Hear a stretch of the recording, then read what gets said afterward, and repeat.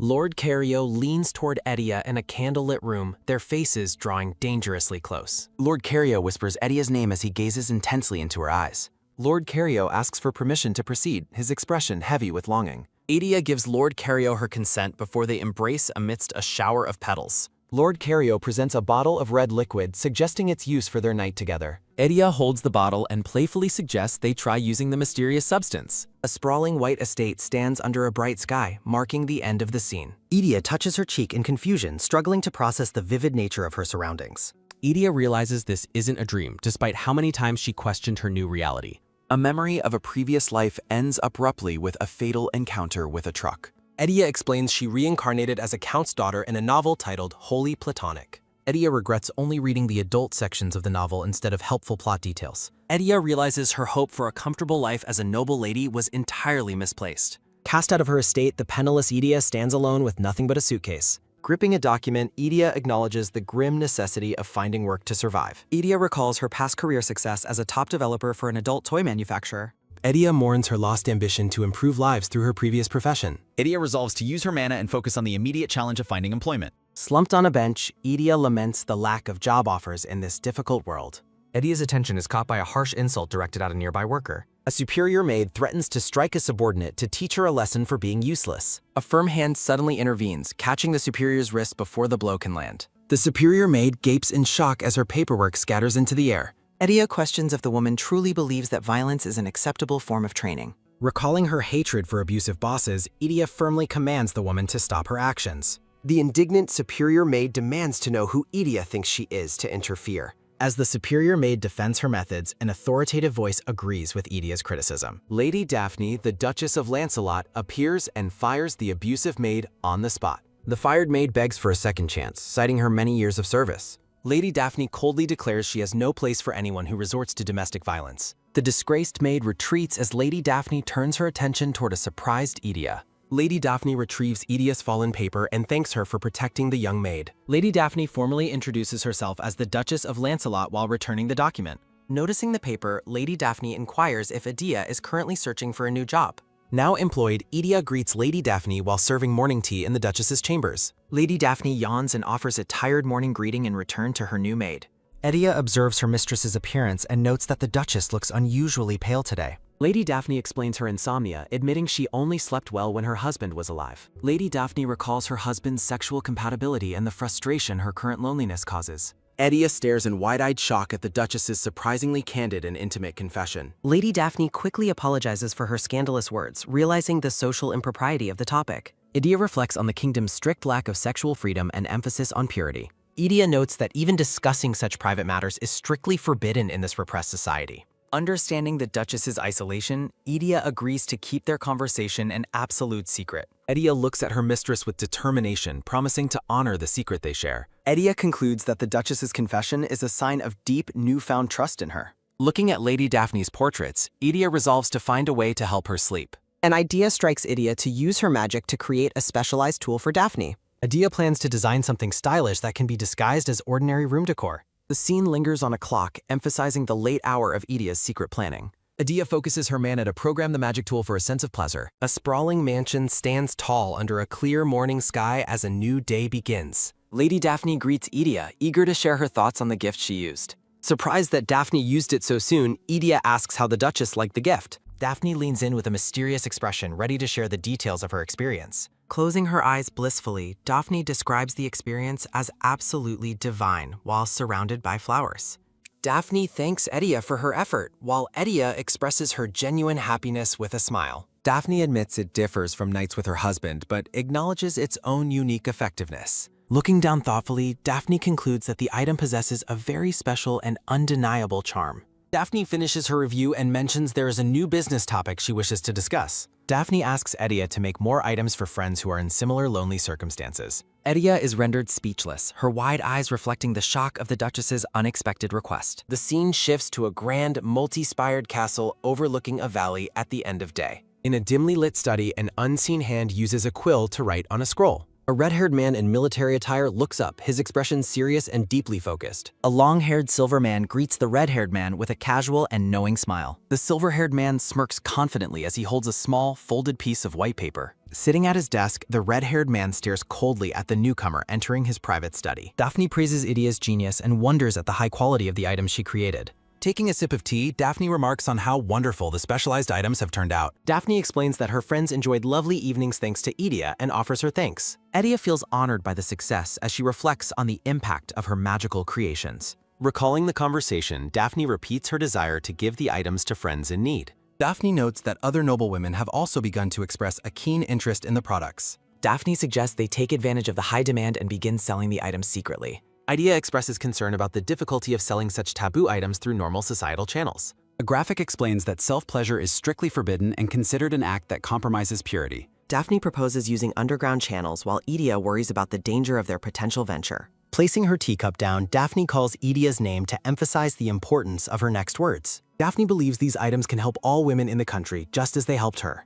Idia reflects on her mission to improve women's lives through her specialized and magical products. Determined to proceed, Idia resolves to give the business venture a try despite the risks. Idia prepares to ask a favor as tea and a variety of snacks are served. Idia realizes that honest feedback is essential for her to create even better magical products. Visualizing her progress, Idia explains her desire to collect reviews to improve her future designs. Daphne suggests that Idia should attend a social party to gather feedback from users directly. Stunned by the proposal, Idia struggles to imagine a maid attending an elite noble gathering. Daphne assures Idia the host is a fan who will cooperate if they explain the situation. Daphne explains that Idia will need a disguise to hide her true identity during the party. The story's title is presented in stylish Japanese calligraphy against a bright white background. Idia uses a magical rune to begin the process of changing her appearance for the disguise. Looking in the mirror, Idia is impressed by the success of her hair dyeing magic. Daphne enters the room and smiles, noting that Idia doesn't look like herself today. Now a blonde, Idia introduces her new alias, Liberatore, for the upcoming noble social party. Idia reflects on using her past life's product line name as her new identity's alias. Daphne encourages Idia to get changed into the dress she especially prepared for her. The grand mansion is brightly lit as the evening of the social party finally arrives. Noble guests mingle in a luxurious ballroom filled with ornate furniture and golden chandeliers. Hiding behind a purple fan, Idia enters the party and prepares to gather honest feedback. The crowd murmurs in curiosity, captivated by the mysterious and beautiful young lady's sudden appearance. Idia enters the lively social party and nervously notes that several guests are whispering while staring at her. Lady Daphne approaches Idia and explains that she has arranged a private meeting area away from the large crowd. Lady Daphne leads Idia toward a group of waiting noblewomen and offers them a polite evening greeting. The soft glow of the ballroom highlights Idia's elegant dress as she prepares to meet her secret clients. The noblewomen look on in awe as Lady Daphne confirms that Idia is the creator of the items. Standing tall in her elaborate purple and white gown, Idia maintains her poise as the mysterious guest Liberatore. Idia offers a polite smile and expresses her sincere pleasure in finally meeting the high-ranking noblewomen in person. The noblewomen exclaim their excitement and collective desire to thank Idia for the items they have long enjoyed. One lady confesses her marital dissatisfaction and credits Idia's products for her newfound fulfillment and improved skin condition. Overwhelmed with joy, the noblewomen swarmed Idia to express their deep gratitude and affection for her life-changing inventions. Idia warmly returns the sentiment and expresses her genuine happiness at hearing their positive feedback directly. A noblewoman explains that they avoid writing letters of thanks to prevent leaving any scandalous evidence behind. The woman notes that while the neighboring kingdom of Osmo is sexually uninhibited, their own society remains repressed. Intrigued by the comparison, Idia asks for more details regarding the level of sexual freedom in the neighboring country. Lady Daphne confirms the disparity, suggesting that their own sheltered citizens would likely collapse from shock in Osmo. Lady Daphne quickly apologizes for the tangent and refocuses the group on providing more important feedback for Idia. Idia asks for additional opinions, prompting several ladies to request new products with even stronger levels of stimulation. Standing in the center of the drawing room, Idia thanks the noblewomen for sharing their valuable and honest insights. Clutching her notebook, Idia feels inspired by the useful information and resolves to create even better magical products. Idia suddenly freezes as a strange sensation alerts her that something is very wrong with her current state. A reflection in the mirror reveals that Idia's blonde hair magic is rapidly failing and exposing her pink hair. Panic strikes Idia as she realizes her transformation magic is wearing off much sooner than she had originally planned. Lady Daphne asks what is wrong, prompting a distressed Idia to offer a quick and formal apology. Idia makes a desperate excuse about a sudden headache while trying to hide her changing appearance from the group. Recognizing the emergency, Lady Daphne instructs Adia to use a waiting carriage to return home and rest early. Adia rushes through the hallway and worries about the consequences of her fading disguise being spotted by others. Hurrying down the grand staircase, Adia realizes she must escape immediately before her true identity is fully revealed. In her frantic haste, one of Adia's ornate silver earrings slips from her ear and falls away. Adia pauses on the steps as her jewelry clatters onto the floor, momentarily distracted from her urgent escape. A gloved hand reaches down to retrieve the sparkling earring from the carpeted steps of the grand mansion. The red-haired man in military attire stands on the stairs, holding the jewelry as he looks at the retreating woman. Looking down at the earring, the man speaks the name Liberatore aloud with a tone of recognition and intrigue. Adia reaches the carriage at the entrance but is suddenly halted by the man's unexpected and firm intervention. A firm grip tightens around Adia's wrist, preventing her from entering the carriage and completing her secret escape. Adia gasps in shock as she turns to find herself cornered by the serious and imposing red-haired man. The man stares intensely into Adia's eyes, his expression unreadable as he stands close to the trembling young lady.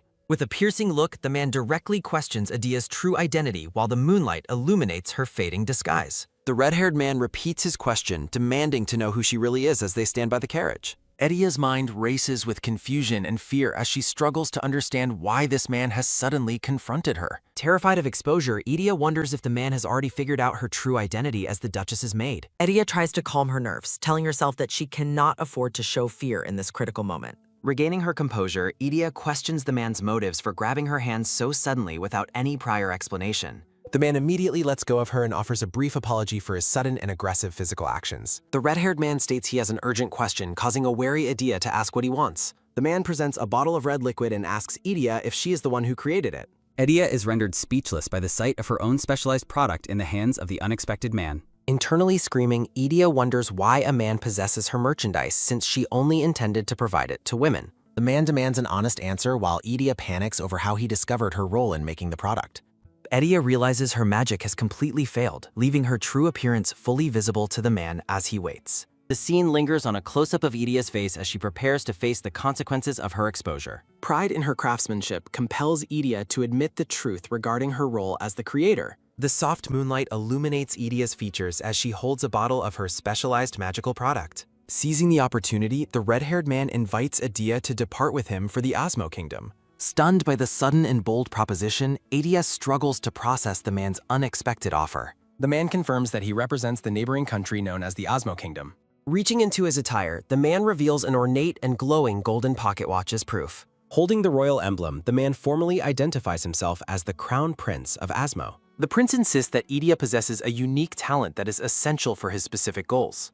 To secure her cooperation, the Crown Prince offers Adia a substantial reward and immense wealth. Flustered by the gravity of the offer, Adia tries to maintain her composure and steady nerves. Reaching out, the prince reiterates his personal and urgent need for her specialized magical talents. Adia remains silent as she carefully considers the implications of the prince's life-changing request. Adia considers that relocating to Osmo could allow her to produce her magical goods in peace. A montage of the noblewomen's affection reminds Adia of the positive impact she has already made. Despite the allure of his offer, Adia politely declines the prince's invitation for the time being. Adia explains that her responsibility to the women who rely on her prevents her from leaving. The prince's expression turns serious and thoughtful as he processes Adia's firm and noble refusal. Accepting her decision with grace, the prince acknowledges her resolve and states that he understands. He presents a small, glowing item and asks Adia to use it when the time arrives. Placing a magical bracelet on her wrist, he explains it allows long-distance contact between them. The prince looks down solemnly while assuring Adia that the magical gift has no ill intent.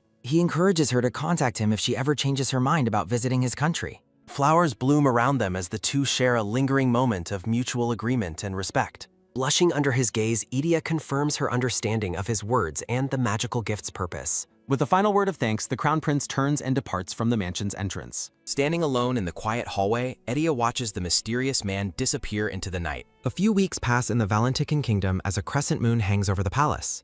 Inside a dimly lit chamber, a blonde man enjoys a scandalous and private evening with a woman. Resting after the encounter, the blonde man sighs wearily while his companion remains close by. The man makes a cynical remark regarding the daughter of a pope acting so unrefined. A close-up highlights the man's powerful and muscular physique as he sits up in the bed. King Neil calls Eureka Stacile shameless as she reacts with a soft sound of lingering pleasure.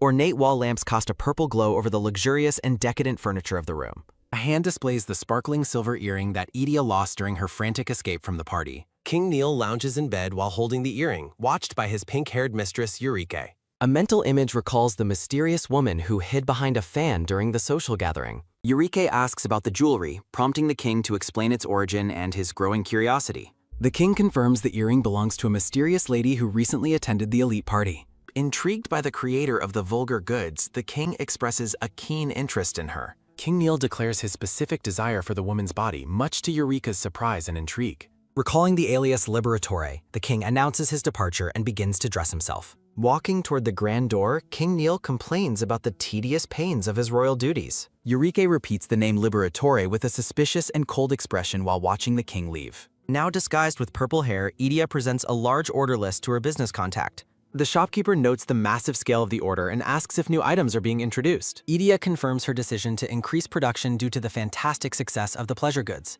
The shopkeeper's expression turns serious as she warns Idia to be extremely careful of her surroundings. Confused by the sudden tension, Idia asks for clarification regarding the need for such extreme caution. The woman presents a suspicious flyer that has recently begun circulating throughout the local area. Reading the flyer, Idia is struck by terror as she realizes the danger facing her secret business. A floating question bubble against a patterned background expresses sudden and total confusion. A wanted poster for Liberatore offers a massive reward for the capture of the blonde woman. Looking out a window, Lady Daphne notes the strange situation as she steps across the room. Worriedly pacing, Lady Daphne expresses concern that someone has failed to return home by the morning. A maid enters the room in a state of panic, shouting to Lady Daphne about an emergency. Lady Daphne reacts with shock and immediate alarm upon hearing the news of a sudden crisis. Struggling to breathe, Idia lies in total darkness while making a faint sound of deep distress. Waking up on a warehouse floor, Idia questions her current location while surrounded by storage barrels. A flashback reminds Idia that her ordeal began after seeing the wanted poster when she was suddenly approached by two mysterious men. The flashback continues as the men shock Idia with magic while the shopkeeper admits to betraying her for money and orders her imprisonment. Idia experiences a terrifying sensation of suffocation as her vision begins to blur into darkness. Using her powers, Idia attempts to break the magic seal locking the heavy wooden warehouse door. Idia finds her magic ineffective against the shop owner's strong seal and laments being betrayed by a partner she considered an ally. Trapped in silence, Idia worries about what will happen to her and her goods once she is delivered to her unknown copters. Sighing in the dim light, Idia reflects on her dire situation with a look of exhaustion. Idia suddenly notices a familiar object on her wrist and reacts with a moment of realization. Recalling her meeting with Prince Cario, Idia realizes the bracelet he gave her allows contact with him even across long distances. Bright sunlight illuminates the grand white domes of a massive palace under a clear blue sky. Prince Cario Medellis arrives at the Valentican Palace for official business and questions why King Akun is not present to meet him. Prince Cario explains that he is acting as a proxy because his father is currently unwell. Lounging on his throne, King Neil insults the neighboring kingdom for sending an inexperienced negotiator. Prince Cario acknowledges his inexperience but asserts his knowledge is equal to that of his father. King Neil dismisses the discussion on trade, suggesting that current matters should remain as they are. Dismissing the prince's attempts at further trade negotiation, King Neil declares he is busy and tells his guest to go home. Prince Cario walks away from the throne room with a stoic expression after the meeting's conclusion. Boarding his carriage, the prince sighs wearily while reflecting on the information he received about the king. Leaning against the carriage window, Prince Cario pities the citizens who must serve such a troublesome ruler. The prince reacts with shock as a bright light suddenly emanates from the bracelet on his wrist. Recognizing the signal, Prince Cario speaks the name Liberatore aloud with a look of focused intensity. Through a magical projection, Idia calls for help while explaining that she is wanted and has been locked up by unknown men. Idia tries to explain her location before the hooded men discover her magical device and roughly move to break the connection. The magical communication cuts out abruptly, leaving a desperate Prince Cario calling for Idia as he sits alone in his carriage. The carriage driver asks if they should return to Osmo, unaware of the prince's sudden distress. Rejecting the return trip, Prince Cario orders the driver to head to the capital shopping district. Stepping from his carriage in the city, the prince spots the wanted poster and finally understands why Idia is in such danger. Gripping the paper with a gloved hand, the prince speaks the woman's name with grim determination. Prince Cario senses the same unique magical aura from her products emanating from a nearby shop and resolves to investigate the area. Entering the store, the prince demands that the shopkeeper reveal Liberatore's location while she tries to feign ignorance about the name. Threatening the terrified woman with a massive magical circle, the prince repeats his demand for information while stating his urgent need for Idia. Hooded men arrive in a forest clearing with a carriage, preparing to move their captive quickly.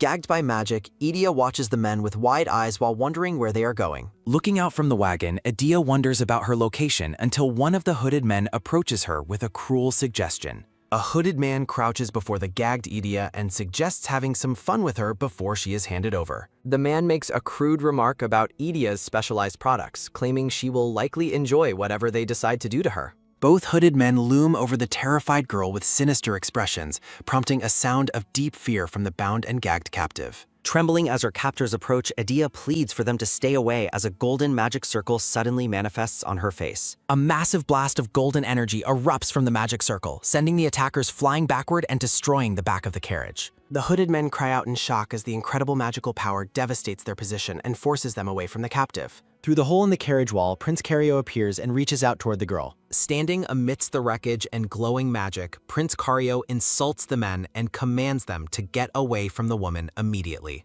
Conjuring a massive magic circle, Prince Cario sternly orders the attackers to get away from the woman. After a hooded man tries to resist, Prince Cario unleashes a magical strike that leaves Idia stunned. With the attackers incapacitated by lightning magic, Prince Cario kneels beside the bound and gagged woman. A menacing question bubble appears over the magical remnants as Prince Cario questions his enemy's futile resolve. Prince Cario exerts overwhelming magic as the betrayed shopkeeper expresses total shock at his incredible power. Prince Cario looks at the purple-haired woman with concern while asking if she has been injured. Prince Cario uses a gentle light to comfort the silent and still gagged woman on the floor. Guiding her toward his royal carriage, Prince Cario invites her inside while she offers her sincere thanks. Prince Cario notices her trembling hand and pities the immense fear she must have just experienced. A close-up highlights Prince Cario's gloved hand gently holding and steadying her small, shaking hand. Prince Cario assures her that she is safe now, prompting a relieved response from the purple-haired woman.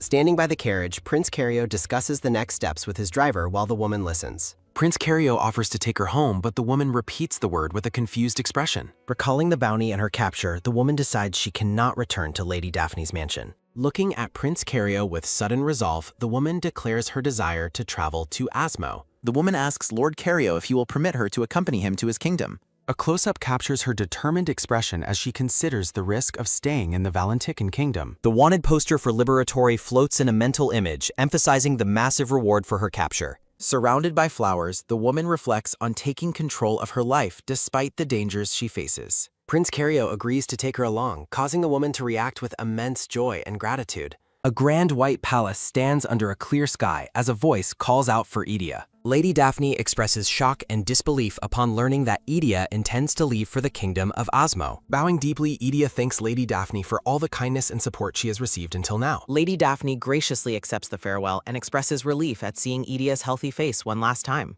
Turning toward a chest, Lady Daphne explains she prepared a special gift for this inevitable day.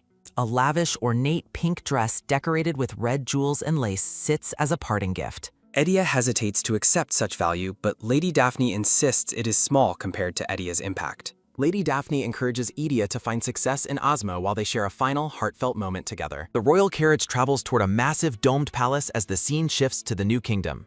Sitting inside the carriage, Idia apologizes to Prince Cario for the sudden increase in her personal luggage. Prince Cario smiles warmly while stating he now understands how deeply she was cherished by others. Looking up with a soft smile, Idia confirms that Lady Daphne was indeed very precious to her. Narrative text reflects on Idia's relatively short time living in the Valentycan kingdom after her reincarnation. Gazing out the window, Idia feels a lingering sadness about leaving the country that became her home. Memories of noble women finding happiness through her creations flash through Idia's mind as she travels. Exhaustion finally overcomes Idia as she begins to nod off during the long journey to Asmo. Falling asleep, Idia rests her head on Prince Cario's shoulder while wondering what her new life holds. A tall white church with a clock tower stands prominently against a bright and clear blue sky. Peering from a doorway, a pink-haired woman observes a larger crowd than usual gathered at the church. A priest notes the men likely came for her, and Eureka smugly takes credit for the attendance. Eureka demands a new dress as a reward, but her father reminds her of a recent purchase. Eureka argues the old dress is unfashionable and claims King Neil expects her to wear the latest designs. A close-up captures Eureka's confident and somewhat manipulative smirk as she speaks to her father. Eureka pointedly asks her father if he still intends for her to eventually become the queen. Resigned to her logic, the priest agrees to the purchase while Eureka celebrates the successful promise. A maid approaches Lady Ulrike with an urgent report, interrupting her conversation with her father. The maid leans in to whisper that the mysterious woman known as Liberatore has finally arrived. Waking up, Adia realizes she was leaning on Prince Cario and apologizes profusely for her behavior. Prince Cario dismisses her apology and kindly suggests that she should rest thoroughly once they reach the castle. The carriage arrives at a magnificent, sprawling castle as the sun sets over the kingdom of Osmo. Adia relaxes on her new bed, enjoying the comfort of the palace's luxurious accommodations. Despite the comfort, the purple-haired woman remains unsettled as she reflects on her current situation. Resting in her opulent room, Adia wonders if it is truly acceptable for her to stay there. Lying down, Adia questions why Prince Cario brought her to such a place and what his goal is. Bolting upright, the girl is struck by a sudden and startling realization about her circumstances. She recalls a common story trope where a doting emperor causes major trouble for the reincarnated heroine. Adia's sweat drops and dismisses the romantic trope, finding such a development for her highly unlikely. She remembers Prince Cario's serious request for her unique talent and the help only she can provide. Touching her face, Adia repeats the prince's earlier words to herself while deep in thought. A voice from outside the door asks for permission to enter and identifies the visitor as Lord Cario. Startled but welcoming, Adia invites the prince to come inside her room. Prince Cario enters the room while the purple-haired woman remains seated on her bed. Covering his mouth, the prince blushes intensely as he speaks the woman's professional name aloud. Adia simply confirms her identity, noticing the prince's sudden and visible state of embarrassment. Prince Cario maintains a serious but flushed demeanor as he stares at the woman. The girl wonders about the prince's strange behavior and why he looks so embarrassed to be there. The prince apologizes for discussing business so soon, but Adia dismisses his concern. Adia expresses her sincere gratitude to Prince Cario for preparing such a beautiful room for her stay. Adia asks what he needs from her, while the prince hesitantly begins to state his request. Eager to repay him for his help, Adia encourages the prince to tell her exactly what he needs. Looking away with a blush, Prince Cario admits that he has something specific he wants her to make. In a stylized chibi moment, the blushing prince asks the woman to create some goods for him. Walking through the palace, Adia reflects on the prince's request for her to produce specialized goods. She wonders if he refers to the specialized products she once made in the Valentican kingdom. Narrative text notes that Adia wanted to confirm more details, but the conversation ended abruptly. After telling her to report when finished, Prince Cario flees the room in embarrassment, leaving Adia to inquire later about his whereabouts. The guard informs Adia that the prince is preoccupied with official royal duties all day.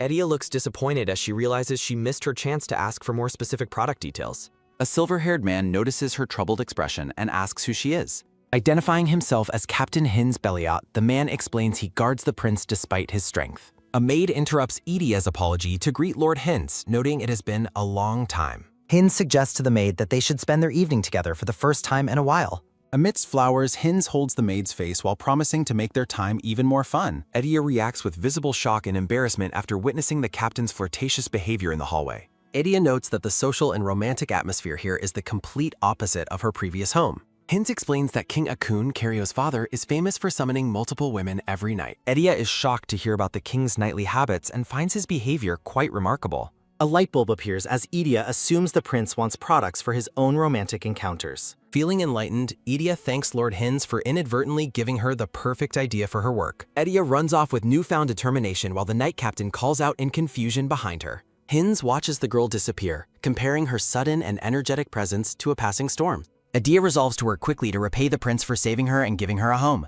In the Valentican kingdom, Eureke is enraged with her subordinates after learning that Liberatore has escaped. Eureke hopes King Neil's interest in the woman will fade quickly now that she is missing. Queen Dowager Greta intercepts Eureke in the hallway, questioning where she is going so late at night. Eureka turns to face the Queen Dowager, hiding her irritation at being spotted at such a time. Eureka claims she is heading to a nighttime reading session with King Neil, and Greta acknowledges her studiousness. Greta advises her not to stay too long, and Eureka politely excuses herself to join the king. Eureka smugly reflects on her irritating presence to the Queen Dowager and her secure position. Announcing her arrival, Eureka enters the royal chambers where King Neil is waiting for her. King Neil lies on his bed and notes that someone has arrived late for their session. Eureka smiles playfully, suggesting that a bit of waiting makes the experience even better. The pink-haired woman's dress pulls on the floor as she reflects on her seductive influence. Prince Cario thanks a palace guard for his dedication before suggesting they both find rest. Pausing by a window, the red-haired prince ponders the mysterious woman staying in the room. Inside her quarters, Adia works diligently at a desk surrounded by magical tools and potions. Prince Cario enters the room and expresses surprise at finding the purple-haired woman still awake.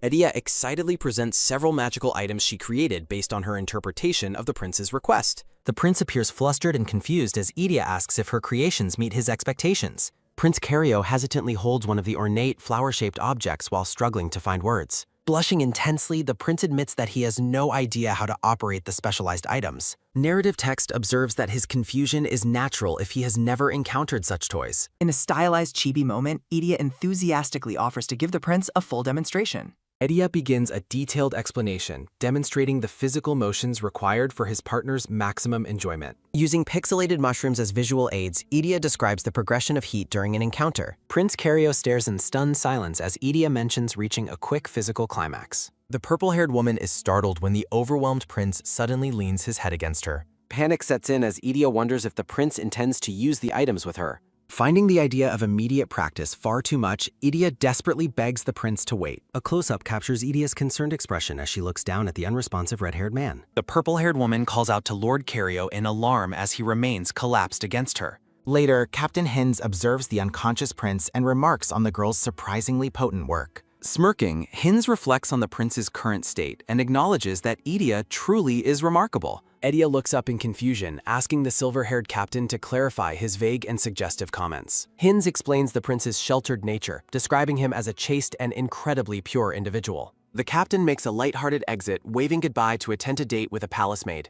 Processing the news, Idia realizes the true depth of the prince's innocence and lack of experience. A realization bubble pops as Idia expresses absolute shock at the discovery that Karyo is a virgin. The purple-haired woman stands alone by the door, having just watched the night captain depart. Resting on her bed, Idia reflects on the prince's status despite living in a socially free kingdom. A close-up highlights Idia's intense focus as she continues to ponder the startling revelation. Dismissing her own prejudices, Idia decides not to judge the prince for his personal choices or convictions. Narrative bubbles reflect on a past preference for solitude while contrasting it with her current connections. With newfound resolve, Idia decides she must go see Lord Karyo as soon as he wakes. Sunlight streams through a large castle window, revealing the sprawling city below at the start of a new day.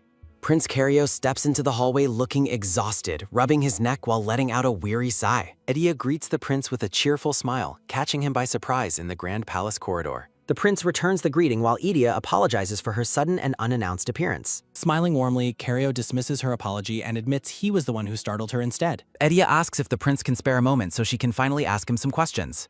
A palace maid interrupts the conversation to announce that His Highness's breakfast is now ready. Prince Karyo turns back to the purple-haired woman and cordially invites her to join him for breakfast.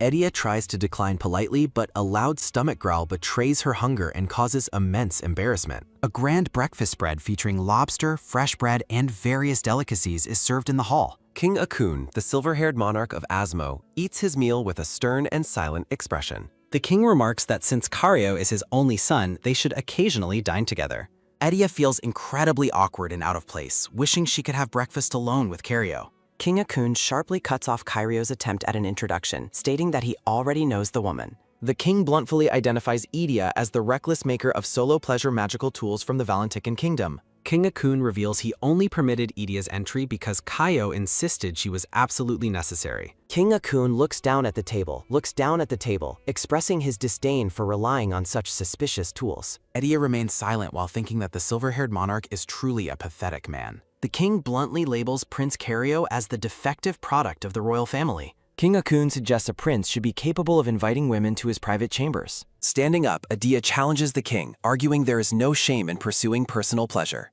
Idia defends Prince Karyo, claiming his choice to use private goods is healthy and wise. Prince Karyo looks on in complete shock as the woman continues her passionate defense. Idia boldly demands that the king retract his insulting statement about the prince's character. King Akun pauses his meal, appearing intrigued by the woman's sudden outburst of defiance. Reality sets in for Idia as she panics over her unintentional act of lèse-majesty. Prince Karyo stands and requests a private conversation with Liberatore, leading her away. The prince escorts Idia from the dining hall while King Akun watches from behind. King Akun smirks, admitting he initially found her uninteresting but has now changed his mind. Prince Karyo and Idia walk together through the sunlit gardens of the royal palace. Idia apologizes for her insolence, but the prince begins to chuckle at her behavior. Surprising the girl, Prince Karyo bursts into loud laughter while standing amidst the flowers. The prince explains that she is the first person to ever scold his father. Karyo tells her not to worry, promising to handle any issues his father might raise. Idia expresses her gratitude before suggesting they resume their discussion regarding his specific needs. The prince acknowledges she came early because she had many questions to ask him. Idia explains that she needs a proper interview to create the perfect goods for him. Blushing, the prince admits he lacked the courage to be honest about his pathetic self. Prince Carrio looks at her, asking if she is willing to listen to his story. Idia enthusiastically agrees as the prince recalls a traumatic incident from his childhood sleepless nights. Young Carrio reflects on hearing strange voices and peeking into his father's slightly open door. Peering through the gap, the young boy discovered his father with an unknown woman.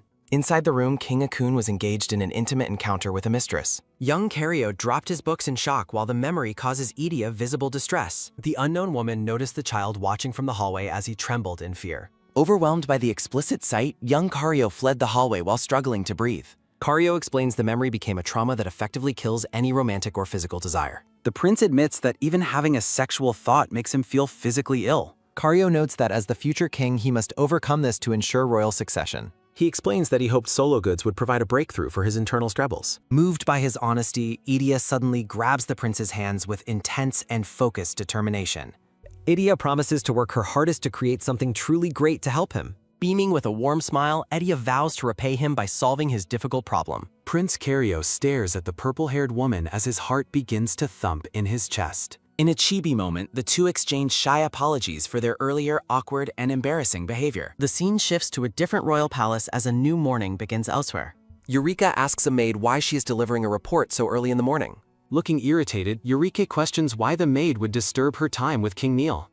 The maid whispers into Eureka's ear while King Neil remains asleep in the background. Eureka reacts with absolute shock upon hearing that Liberatore is in the Asmo Kingdom. King Neil sits up in bed, wondering aloud about the mention of the woman's name. A montage shows King Neil's smug satisfaction as he handles precious jewels in his chambers. King Neil wears a dark smirk, appearing pleased to have found a lead on her. The story returns to the sprawling and majestic castle of the Asmo Kingdom's capital. Idia reflects on the failure of her previous creation to meet the prince's unique needs. Sitting together, Idia explains her strategy for creating tools that would not trigger his trauma. Carrio admits his past trauma resurfaced once he started using the items. Idia acknowledges the prince's difficult situation while looking deep in thought. The red-haired man feels guilty for providing such limited feedback on her hard work. Idia beams at him, showing she is not discouraged by the current setback. Carrio apologizes for the constant revisions, but Idia insists failure leads to success.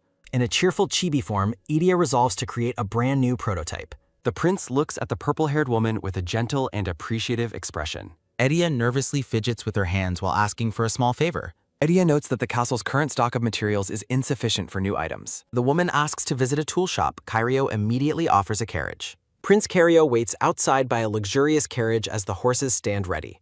Idia arrives in a stylish new dress, causing the prince to blush instantly. A close-up highlights the prince's elegant attire and the pink jewel on his cravat. Carrio comments on her different look. Idia admits she dressed up for their outing. Blushing, the purple-haired woman asks if her choice of clothing looks strange. The prince bashfully assures her that her appearance is not weird at all. Captain Hintz arrives unexpectedly and compliments Idia's cuteness, much to her surprise. Hintz explains he heard about the trip from Carrio and wanted to join. The silver-haired captain continues teasing while a jealous-looking Carrio watches them. Ending the conversation, Carrio urges everyone to board the carriage without further delay. Idia watches him go, wondering if the red-haired man is currently feeling angry. The royal carriage travels through the city streets as the sun begins to set. Looking out the window, Idia observes that the town has many unrefined areas. Carrio notes the town lacks the organization of the more developed Valentican kingdom. The prince explains that harsh terrain and scarce resources hinder his country's progress. Idia considers the economic state of Asmo while observing images of social inequality. An intimate vision represents the biological and royal expectations placed upon the prince. Idia reflects on the royal family's incompetence while Captain Hin sleeps nearby. Standing outside later, Idia expresses her sincere gratitude to Lord Carrio for the day. The purple-haired woman shares how much she enjoyed shopping and their open conversation. Idia gives a radiant, happy smile as the evening light surrounds her. Carrio promises to keep a carriage available for her personal use whenever she needs. The prince steps forward and reaches out to Idia, signaling he has more to say. A close-up reveals the new charm Idia is now wearing around her neck. Carrio explains it is a communication charm to replace her broken bracelet. Idia thanks him. Carrio insists it's his responsibility since he brought her here. Idia reflects on her alias while Carrio asks what she wished to tell him. Smiling warmly, the purple-haired woman reveals that her real name is actually Idia. Prince Carrio stares at her in silence, processing the revelation of her true name. Chibi Idia suggests he can continue using her alias if he is more comfortable. A text bubble notes the cold wind and suggests moving the conversation indoors. The pair stands back to back in the fading light of the royal garden. Carrio tells her to follow him inside as Idia responds with a quiet acknowledgement. Looking back with a gentle gaze, the red-haired prince calls her Idia. Idia reacts with a bright blushing smile at the sound of her real name. Karyo discusses his plans to bolster the national industry using magic and local resources. The purple-haired woman listens intently to the prince's vision for his kingdom's future. Idia asks if the tool shop carries unique items. Karyo confirms they have many. Karyo urges her to choose anything she wants since he commissioned the work. The scene shifts to the brightly lit, ornate storefront of the magic tool shop. Entering the magic tool shop, Idia exclaims in awe while Prince Karyo and Captain Hins follow behind her. Idia marvels at the shelves, noting that many of these rare materials are unavailable in the Volantican kingdom. Holding up a small component, the purple-haired woman happily considers how she can use it for her products. Watching her enthusiasm, Prince Karyo wears a subtle and gentle smile while standing in the background. Pausing at a counter, Idia spots a specific bottle and wonders about its purpose. Examining the potion bottle, she realizes that the shop even stocks magical dyes for hair color. Idia envisions her previous blonde-haired disguise, reflecting on the time she spent hiding her identity. Putting the bottle back, Idia declines Karyo's offer to buy it, stating she no longer needs a disguise. Karyo suggests that the materials in the shop can be used for things other than her magical tools. In a chibi moment, Idia explains she was just browsing since she can live openly in Osmo. Idia recalls the moment Karyo rescued her, realizing her magical disguise had already failed back then. Turning to the red-haired man, she asks how he managed to identify her as Liberatore that day. Karyo explains that he recognized her because her personal magic power matched the energy within her tools. Shocked by the revelation, Idia asks if everyone in the Osmo Kingdom possesses the ability to see magic. Hins leans on Karyo, explaining that the prince's immense magic power allows him to see things others cannot. Exclaiming that the prince is special, Chibi Idia praises him while Karyo looks away in embarrassment. Clearly flustered by the praise, Prince Karyo tells Captain Hins to stop talking and drop the subject. Leaving the shop, Idia thanks them for the haul while Hins complains about the weight of her many purchases. Before exiting, Karyo lingers for a moment to observe a beautiful necklace displayed inside a glass case. The sun sets over the majestic spires of the royal palace, signaling the end of their long day.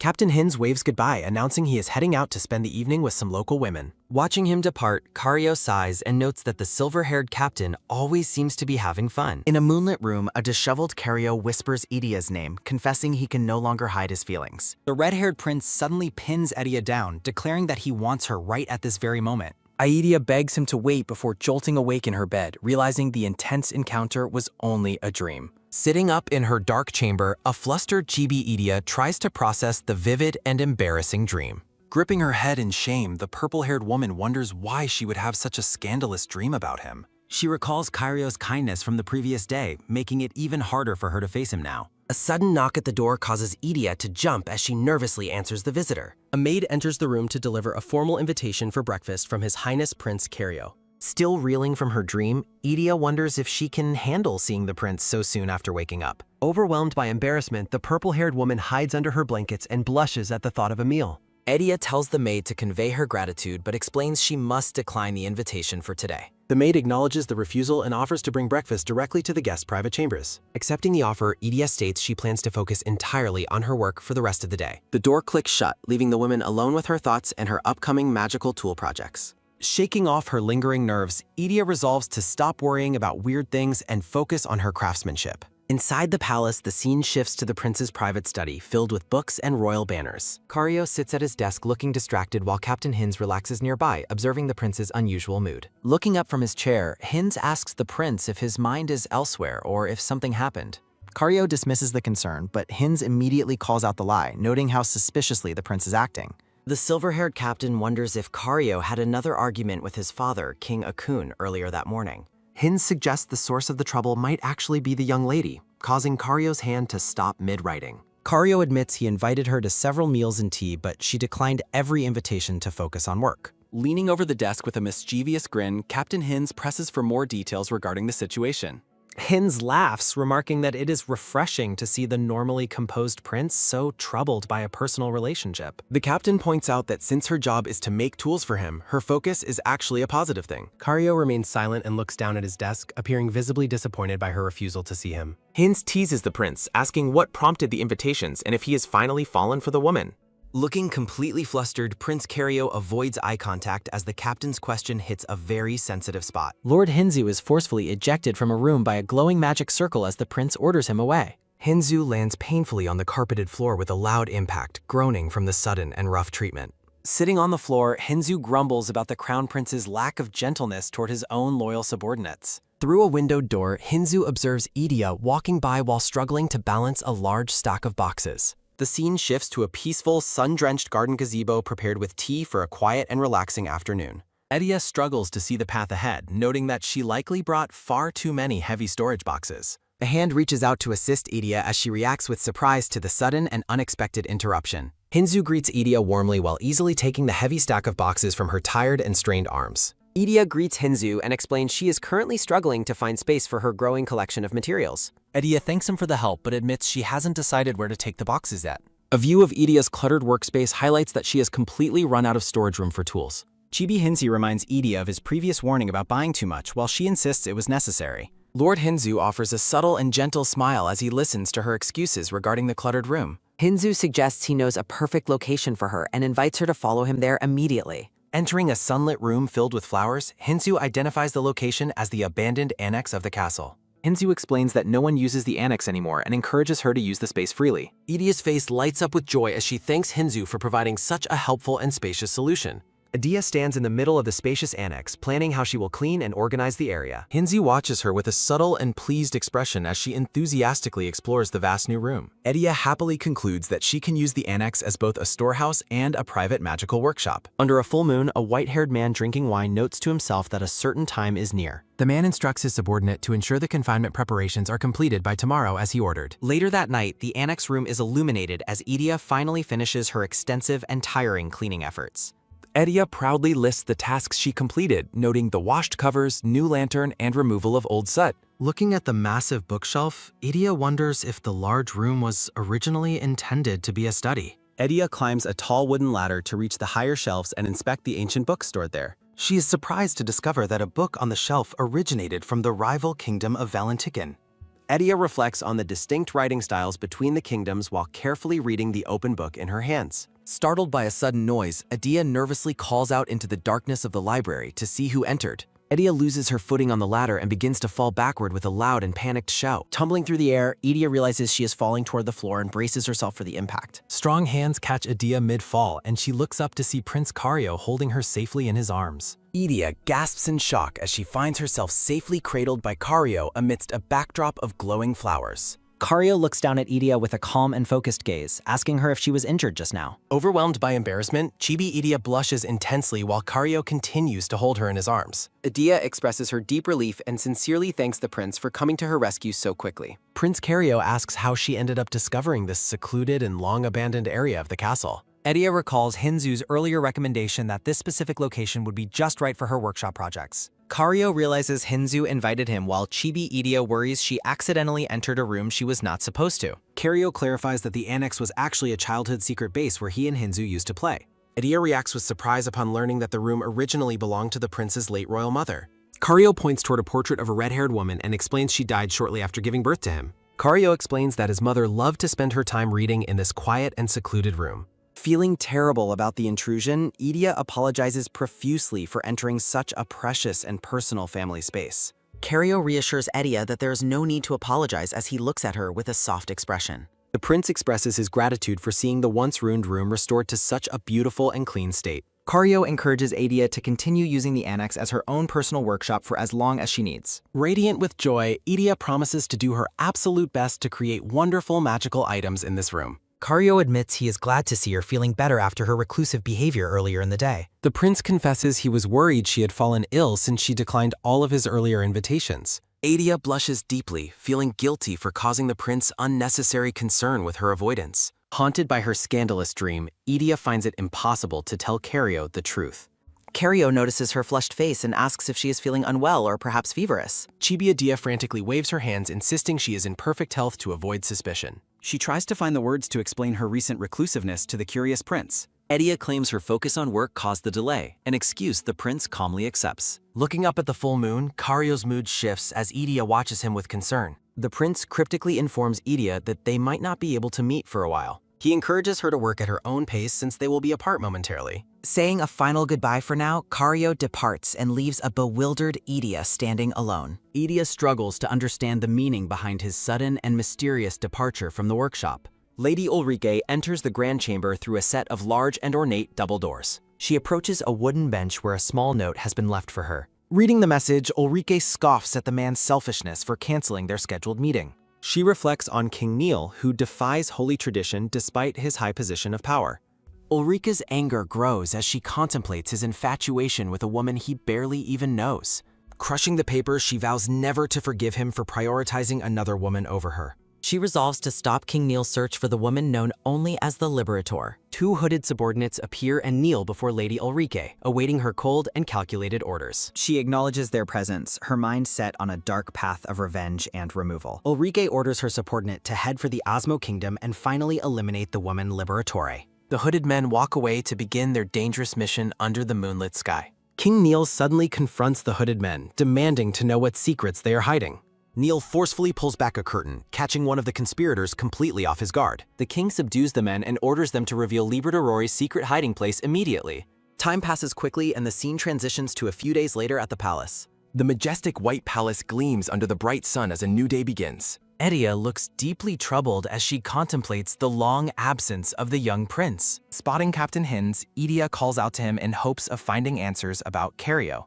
Hinz teases her for looking sad, asking if she has already started to miss him. Edia explains that no one will reveal the prince's location, making her worry even more. Hinz scratches his head, looking troubled because he knows something he isn't supposed to say. The captain explains that Cario swore him to secrecy regarding his current and private whereabouts. King Akun approaches them, his presence immediately shifting the tone of their conversation to serious. Akun bluntly asks Hinz if Cario is currently enduring his usual cycle of mandatory confinement. Hinz confirms the truth, leaving Edia in a state of utter shock at the news. Edia demands an explanation for the imprisonment, but the king warns her to stay calm. She refuses to back down, insisting on seeing the prince for herself to ensure he's okay. King Akun grants her request, telling her to witness the grim reality with her own eyes. A tall stone tower stands isolated against the clear blue sky as they approach. Descending into the darkness, Edia finally spots Cario trapped behind iron bars in a dungeon. The prince is shirtless and covered in wounds, glowing with a violent and unstable magic.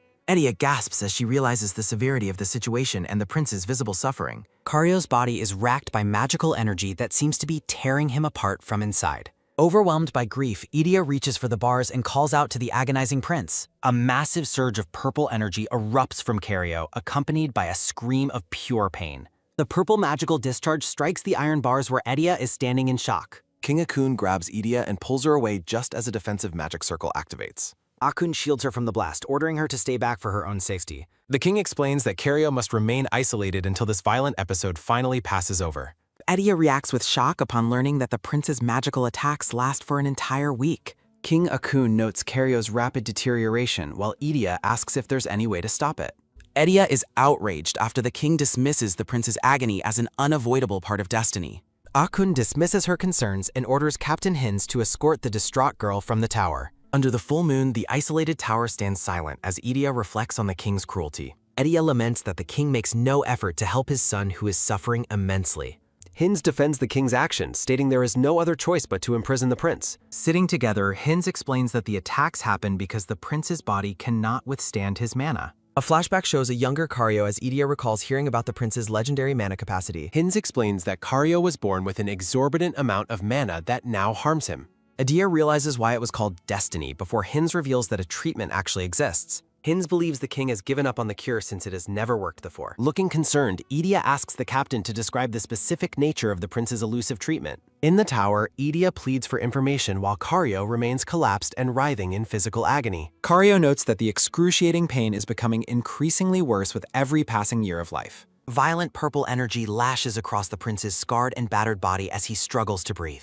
The magical discharge grows more unstable as Cario reaches the absolute limit of his physical endurance. In a past report, a doctor explains that Cario's mana has already surpassed human tolerance limits. The doctor warns that simple magic use will eventually become meaningless if the mana keeps growing. When Akun asks for a solution, the doctor suggests that physical intimacy is the best method. The doctor explains that releasing physical desires has long been linked to regulating a person's mana. Cario recalls witnessing his father's infidelities, creating a traumatic association with the concept of intimacy. Cario recalls choosing to endure monthly agony in seclusion rather than seeking the traumatizing recommended treatment. Nearing his limit, the prince wonders if he will die and leave the kingdom and Edia. Cario's eyes drift shut as the purple energy begins to consume his remaining life and strength. A soft swirl of gray and white energy marks a transition into a dreamlike spiritual state. Standing in a bright and vast void, the prince questions if he is seeing a final dream. Cario notes that his body is screaming in pain while his heart aches for something more. Yearning for a connection, Cario suddenly hears Idia calling his name from within the glowing void. Idia appears before the prince in the empty space, her image acting as a beacon of hope. Idia shouts that she is coming for him, her face filled with intense worry and determination. The vision of Idia fades as she reaches through the iron bars of the actual dungeon.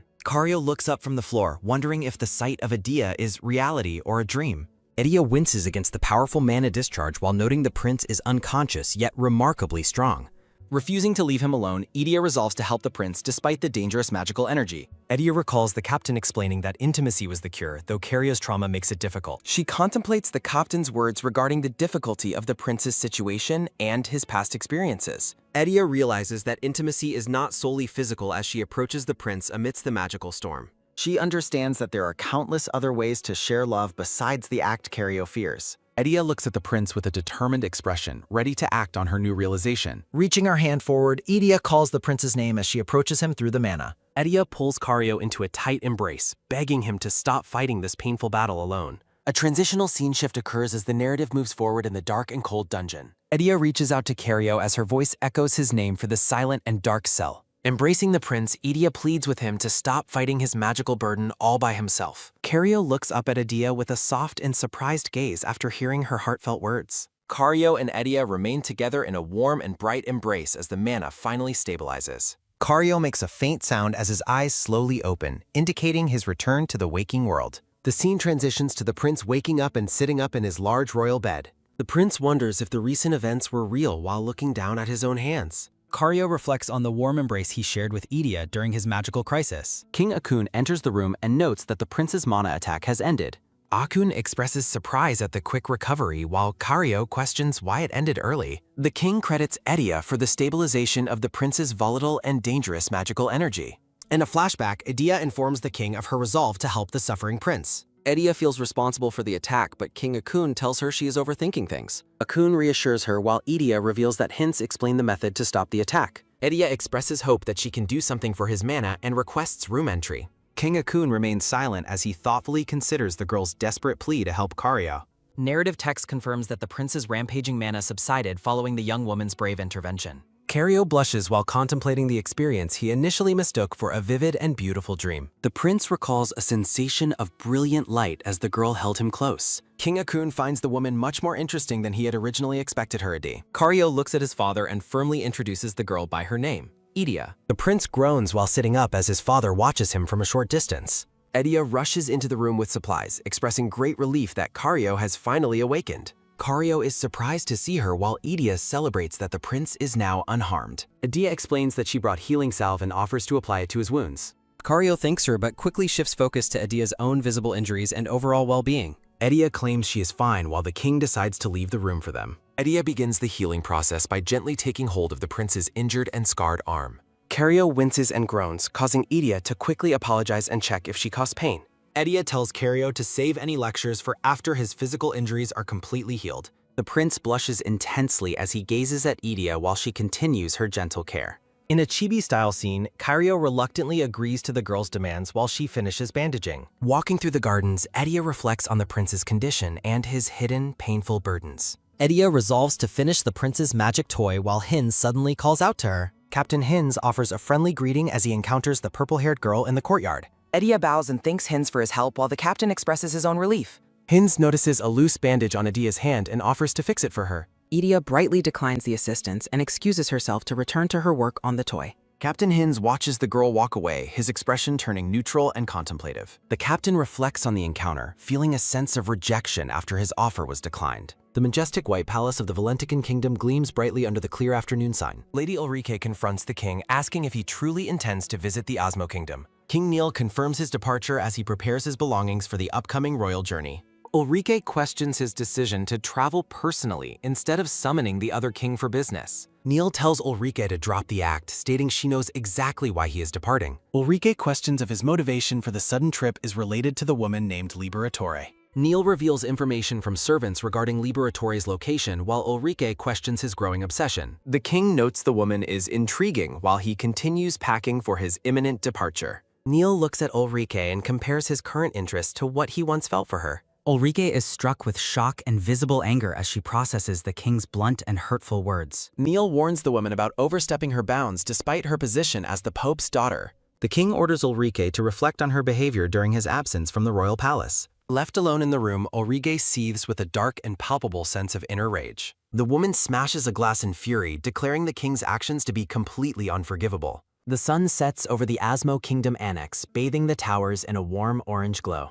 Karyo walks through the corridor feeling rejuvenated and determined to offer Idia his sincere thanks. Reaching her door, the prince knocks and calls out to Idia to see if she's inside. Karyo notes that Idia has remained secluded in the annex for several days. Entering the room, the prince finds the purple-haired woman asleep at her desk. Karyo gazes down at her with a look of deep and quiet affection. He thinks that her exhaustion is likely the result of her recent overworking. Seeing her bandaged hands, the prince is overcome with a sense of immense guilt. He tentatively touches her hand as she makes a soft sound in her sleep. The sleeping woman smiles and mutters about how wonderful the gentle touch feels. Startled by her sudden response, Karyo is struck with a moment of shock. He becomes intensely flustered and embarrassed as she continues to react to his touch. The prince realizes with horror that he's experiencing a sudden and unfamiliar arousal. He is overwhelmed by a wave of intense physical and emotional sensations. Karyo is frozen in place, unable to process the intensity of his unexpected reaction. Panicked and deeply embarrassed, the prince desperately wonders how to handle this situation. A soft sound marks the transition as the young woman begins to stir. Idia yawns and stretches, realizing she accidentally fell asleep while she was wrecking. She suddenly notices the prince's presence and turns toward him with a startled look. Surprised to see him, Idia asks how long he has been standing there. Karyo tries to hide his state, claiming he only arrived a few minutes ago. The young woman looks at him with a confused and highly skeptical expression. Idia asks if he's cold, noting his flushed face and sudden erratic behavior. Worried that his fever has returned, she stands up to check on himself. Idia reaches out to check his forehead while Karyo struggles to remain composed.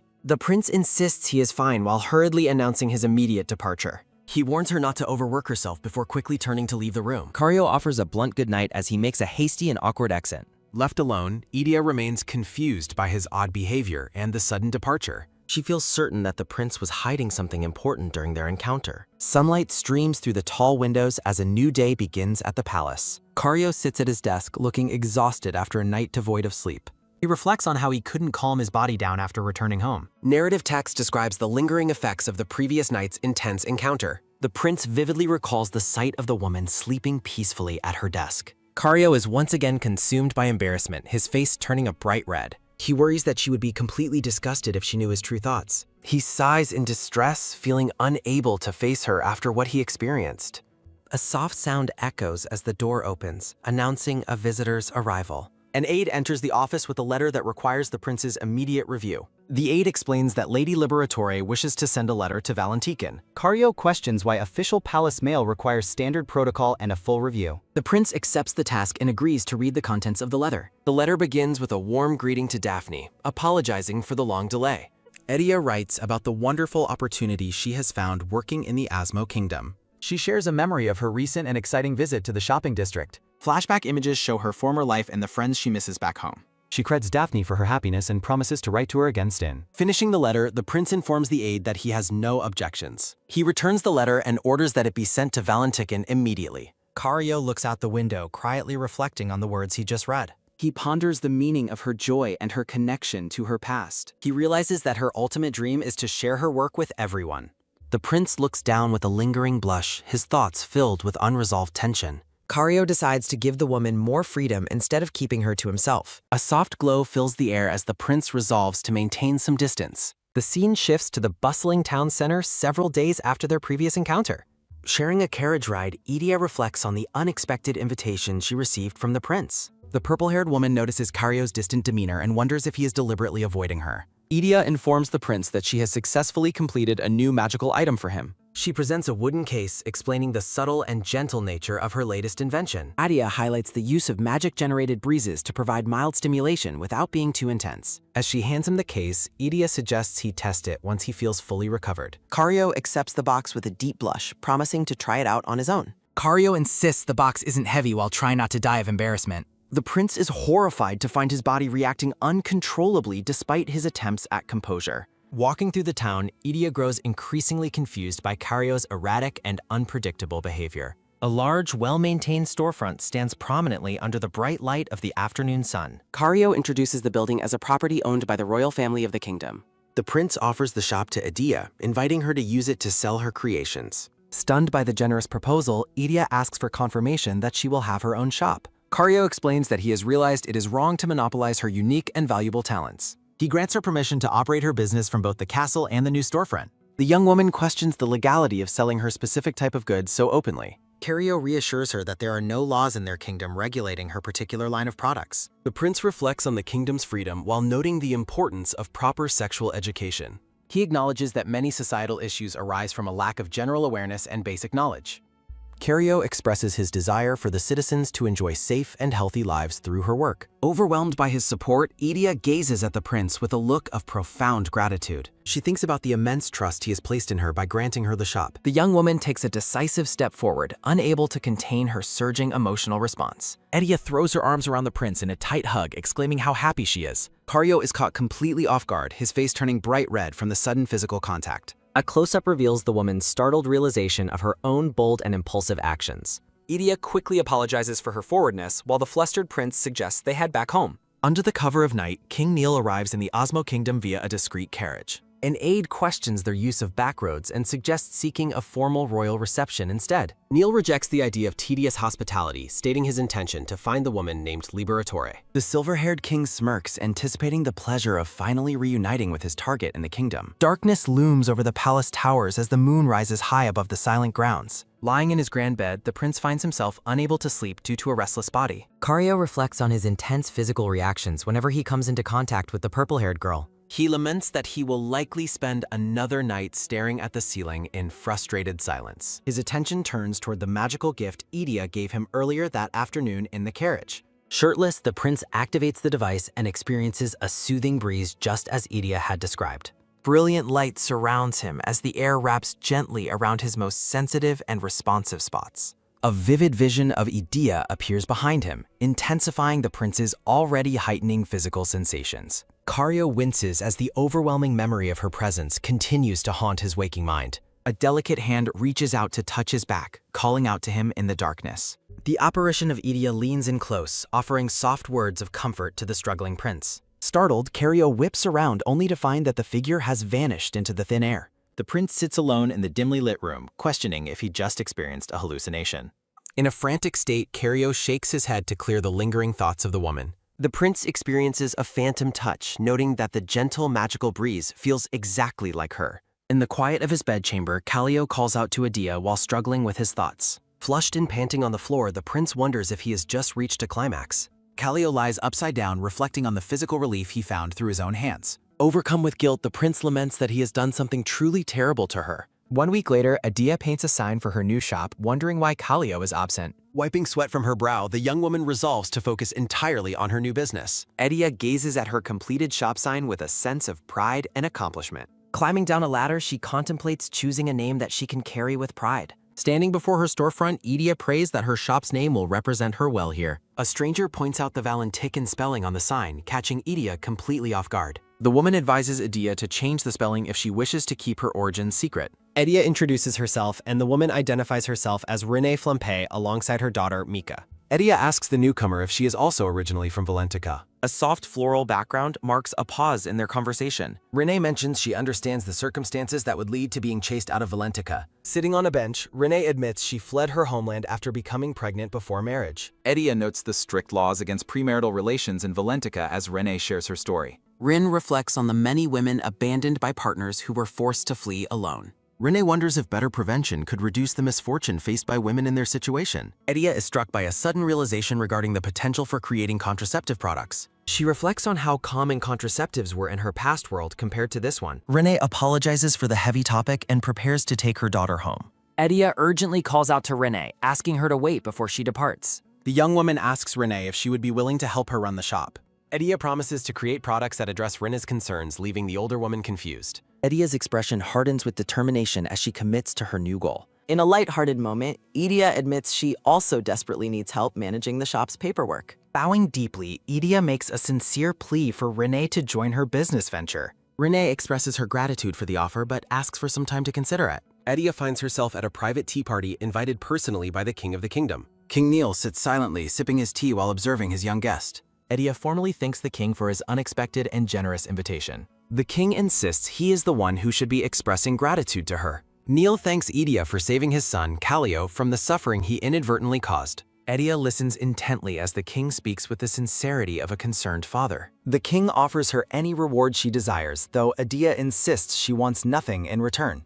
Edia seizes the opportunity to make a professional suggestion to the monarch. King Neil grants her permission to speak her mind freely regarding her proposal. Idia discusses the dangers of multiple partners, and Neil notes her unique perspective. The king reveals he has already taken personal measures to address the issues she mentioned. Neil promises to give her a special item as a token of his deep appreciation.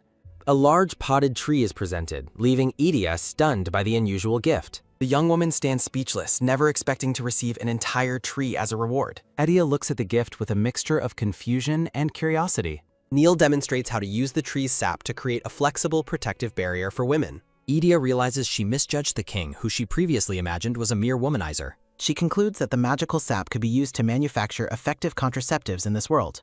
Idia struggles to lift the heavy potted plant while attempting to leave. A firm hand suddenly grabs the young woman as she fumbles with her cumbersome gift. Idia's eye widens in surprise as she reacts to an unexpected moment of physical proximity. Edia calls out the prince's name as he holds her, both appearing visibly flustered and embarrassed. Callio orders a servant to deliver the plant to Idia's room while she offers her thanks. Callio quickly departs after telling Idia to take care, leaving her unable to discuss the toy. Edia stands alone in the hallway, dejectedly wondering if the prince is intentionally trying to avoid her. A quiet scene of the town highlights the routine absence of the usual royal carriage service. Carrying a bag of supplies, Idia reflects on how Callio's distant attitude yesterday prompted her departure. Edia continues through the town, questioning if the prince is truly angry with her for some reason. Arriving at her storefront, Idia notices a strange man standing there and wonders about his early presence. Edia cautiously approaches the stranger, who begins to turn around as she questions his identity. The blonde-haired man in the mask smirks, declaring that he has finally found his target.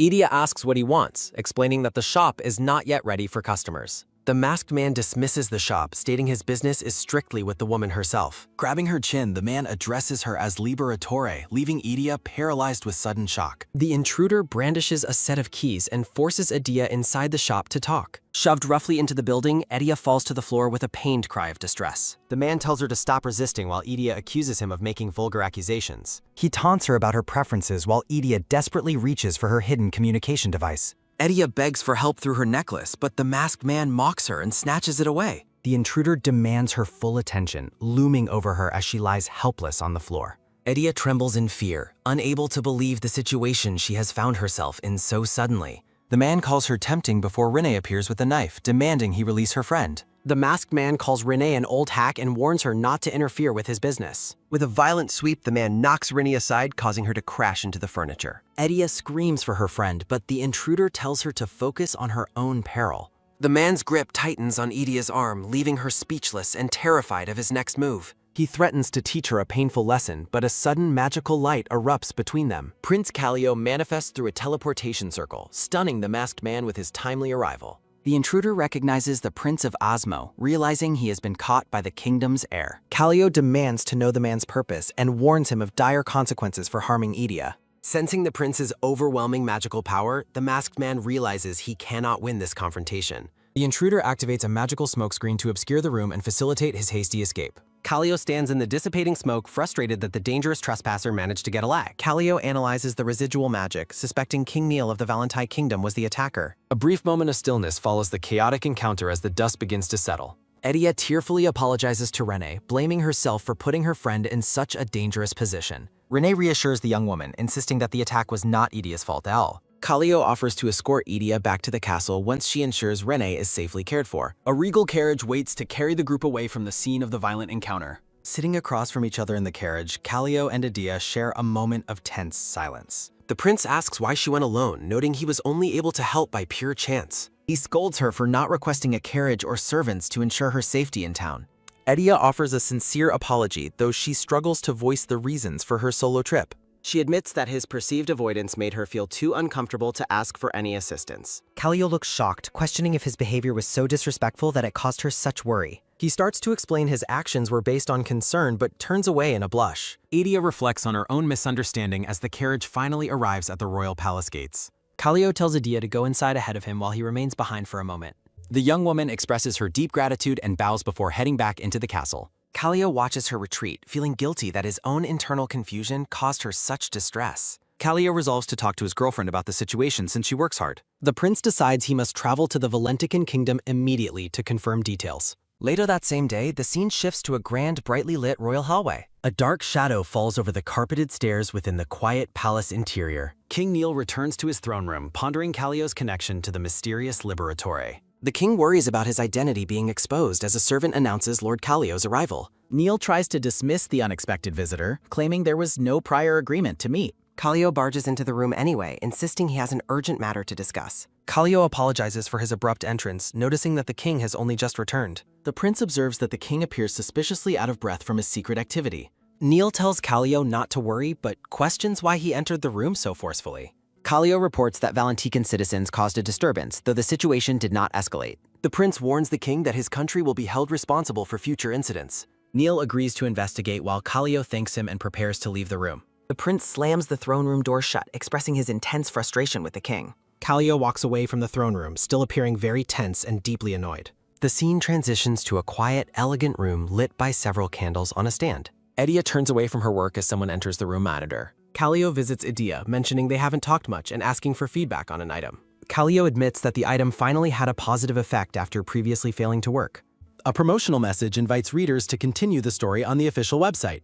Kallio explains the item worked this time, leaving Idia curious about his experience. Looking down, Idia questions the prince's success while he confirms his statement with resolve. Idia celebrates Kallio's success with a bright, joyful smile and a clenched fist of victory. Kallio thanks Idia for her help, acknowledging he cannot share the full truth with her. Idia tells the prince that he succeeded because he managed to break out of his shell. The young woman suddenly realizes something and stops her conversation with the surprised prince. Idia walks through the room mentioning a new product while the prince looks confused. Idia hands Kallio a new product, telling him she looks forward to his future feedback.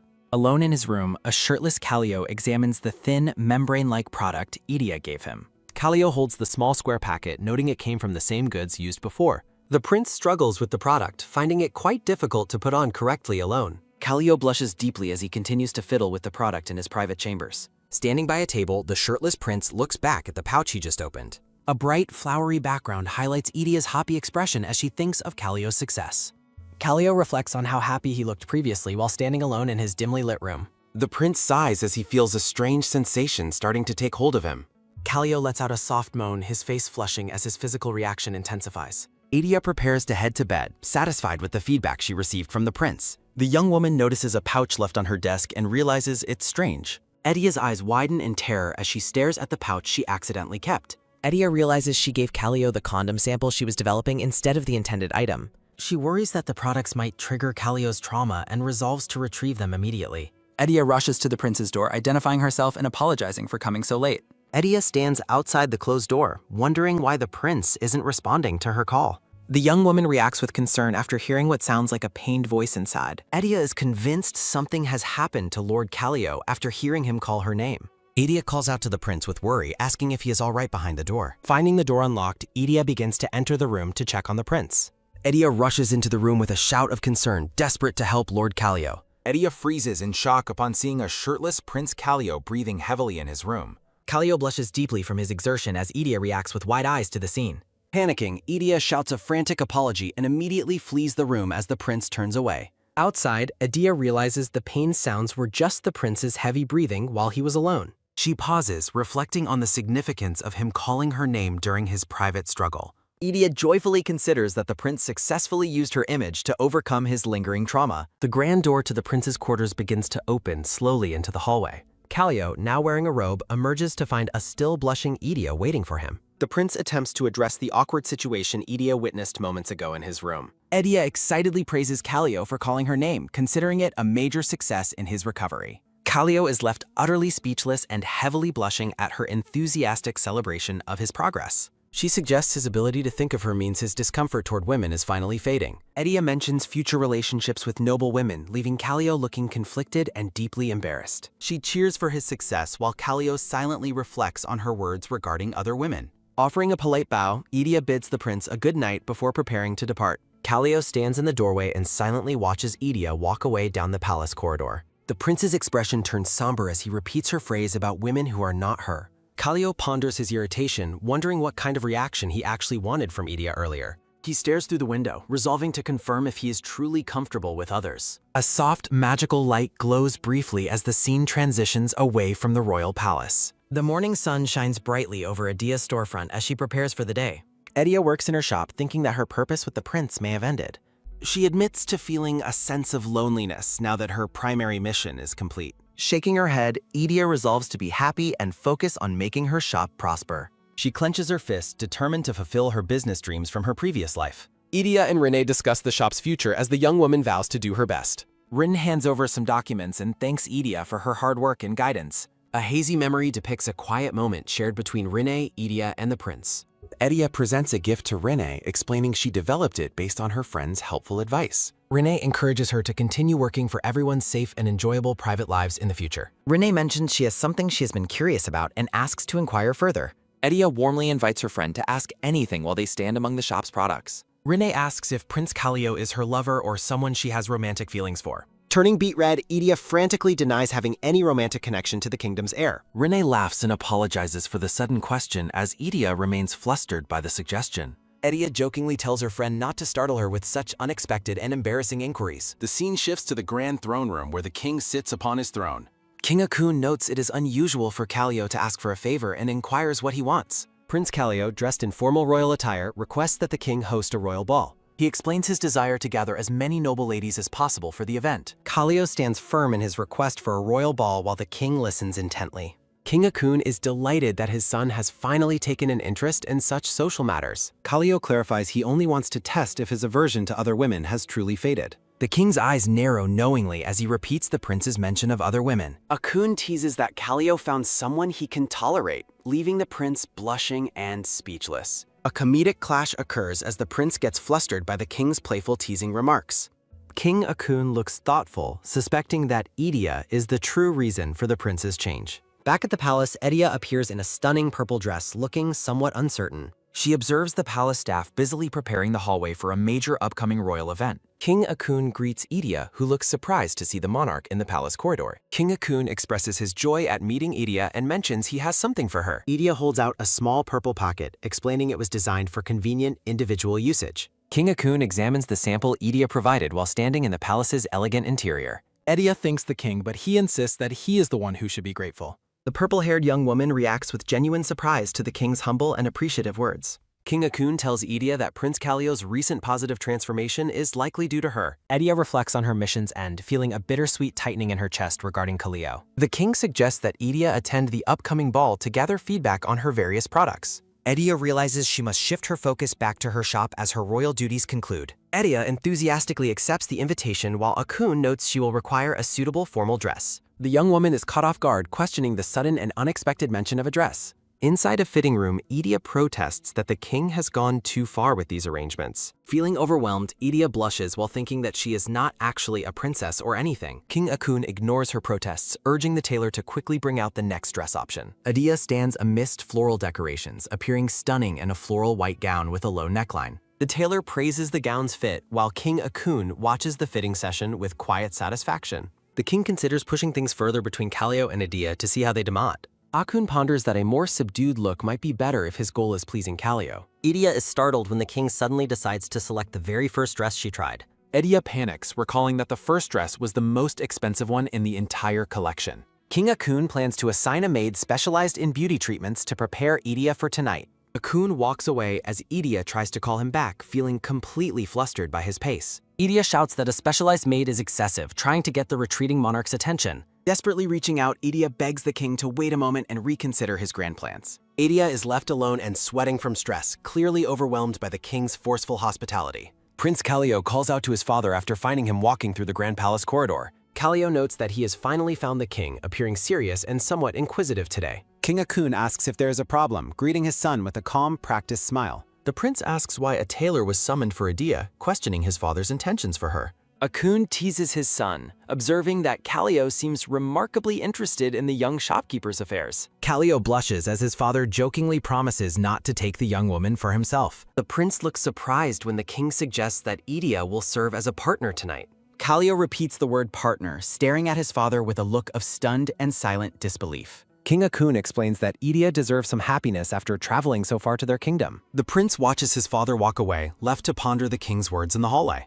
Callio experiences a sharp pang in his chest, blushing deeply as he reflects on his feelings. On the day of the ball, two maids work diligently to prepare Idia's hair and makeup. Detail panels highlight the intricate process of brushing Idia's hair and applying cosmetics for the event. Idia gazes into the mirror, reflecting on the time she spent in disguise earlier in the story. The scene shifts to the massive, crowded ballroom where guests from all social classes have gathered. King Akun raises his wineglass, welcoming all the guests to enjoy the evening's grand festivities. Several noble ladies swarm Prince Callio, expressing their honor at finally meeting him in person. Callio sighs softly, appearing slightly drained by the constant social attention from the many noble guests. The prince notices a group of ladies whispering about a beautiful woman who just entered. Idia appears in a majestic tiered purple and white dress adorned with delicate jewelry and flowers. Callio catches sight of Idia across the room, unable to tear his eyes away from her. The prince whispers Adia's name, his face flushing as he admires her elegant and radiant transformation.